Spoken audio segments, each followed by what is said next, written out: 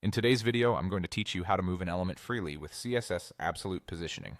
If you've ever tried nudging a button or an image into the exact spot you want and it keeps snapping back because other elements are pushing it around, this is for you. By default, elements sit in the normal document flow, which means they respect their neighbors and stack naturally. Absolute positioning lets you lift an element out of that flow so you can place it with pixel-level precision. Start by selecting the element you want to move. Make sure you've actually clicked the correct layer or item on your canvas so the changes apply to the right thing. You'll see its styling options appear on the right side of your workspace. Head over to the Style panel in the right sidebar and scroll to the Position section. You'll likely see it set to static, which is the default behavior. Static elements don't accept positional offsets like top or left. They stay where the flow puts them. Change that setting from static to absolute.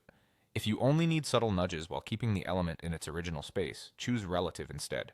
Relative maintains the element's footprint in the layout but allows gentle offsets. Absolute, on the other hand, removes the element from the layout flow and positions it independently. It's anchored to the nearest positioned ancestor, meaning the closest parent that isn't static. If there isn't one, it will anchor to the page or canvas. This is helpful to know because it explains why an element might move relative to a specific container versus the whole page. Once absolute is active, you can precisely place the element by entering values for top, bottom, left, and right.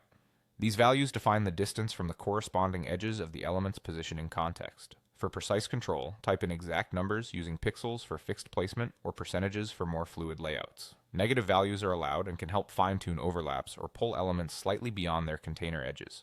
Keep an eye on how these choices affect other content visually, since absolute elements can overlap. If you prefer a more tactile approach, you can also click and drag the element directly on the canvas now that absolute positioning is applied. You'll get that feeling of free movement, and many tools provide snapping guides to help you align to edges or center lines. Zoom in for finer adjustments and watch for subtle misalignments. That's it. Select, switch to absolute, set your offsets, or drag into place. With these controls, you can position any element exactly where you want it while understanding how it relates to the rest of your layout.